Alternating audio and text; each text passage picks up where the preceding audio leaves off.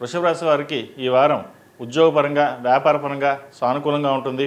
అయితే రావాల్సిన బెనిఫిట్స్ ఏవైతే ఉన్నాయో వీరికి రాకపోగా కొంత ఎదురు దెబ్బ తగిలే అవకాశం గోచరిస్తోంది. కొంచెం జాగ్రత్త వహించండి.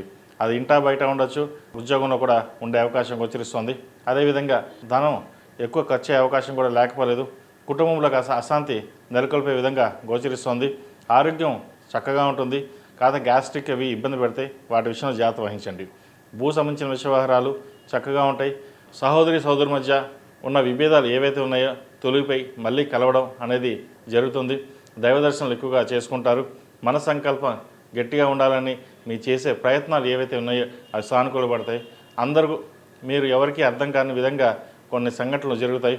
మీరు మంచితనంగా వెళ్ళినా కూడా మీరు ఏదో చేశారు అనే భావన కూడా ఏర్పడుతుంది. అవన్నీ పక్కన పెట్టి మన కార్యక్రమం కరెక్ట్గా చేసామా లేదా అనే భావంతో ముందుకు వెళ్ళండి. అదేవిధంగా జీవిత భాగస్వామి సలహాలు సూచనలు చక్కగా పాటించడం చెప్పదగినది. ఒక్కోసారి మన డెసిషన్సే తప్పే విధంగా కూడా గోచరిస్తుంది. భాగస్వామితో విభేదాలు రాకుండా చూసుకోవాలి. అదేవిధంగా సంతాన విద్యా విషయంలో కూడా చక్కగా రాణించగలుగుతారు. సంతానానికి వివాహం చేయాలనే యోచన ఏదైతే ఉందో అది నెరవేరుతుంది. మంచి సంబంధం కుదిరే అవకాశంగా గోచరిస్తుంది. అలాగే భూ సంబంధించిన వ్యవహారాలు సానుకూలంగా ఉంటాయి. రియల్ ఎస్టేట్, సాఫ్ట్వేర్ రంగం, చిరు వ్యాపారస్తులకు, కూరగాయ వ్యాపారస్తులకు అంత అనుకూలంగా లేదు. దైవ దర్శనాలు ఎక్కువగా చేసుకోవడం చెప్పదగిన సూచన. ఈ రాశిలో జన్మించిన విద్యార్థులకు కాలం అనుకూలంగా ఉంది. దూర ప్రాంత ప్రయాణాలు కలిసి వస్తాయి. ఏదైతే మన సంకల్పం ఉందో అది నెరవేరుతుంది. కష్టే ఫలి అన్నారు పెద్దలు. కష్టం తగిన ప్రతిఫలం ఈ వారం లభించే దిశగా గోచరిస్తోంది. ప్రభుత్వ రంగంలో ఉన్న వారికి కాలం అనుకూలంగా ఉంది. ప్రమోషన్స్ వచ్చే అవకాశం లేకపోలేదు. గట్టిగా ప్రయత్నం చేయాలి. స్టమక్ సంబంధించింది, స్కిన్కి సంబంధించింది, అదే అసిడిటీ ఉండే అవకాశం గోచరిస్తుంది. వాటి విషయంలో జాగ్రత్తలు తీసుకోండి. ఈ రాశిలో జన్మించిన స్త్రీలకు వృత్తి ఉద్యోగాల పరంగా వ్యాపార పరంగా సానుకూలంగా ఉంది.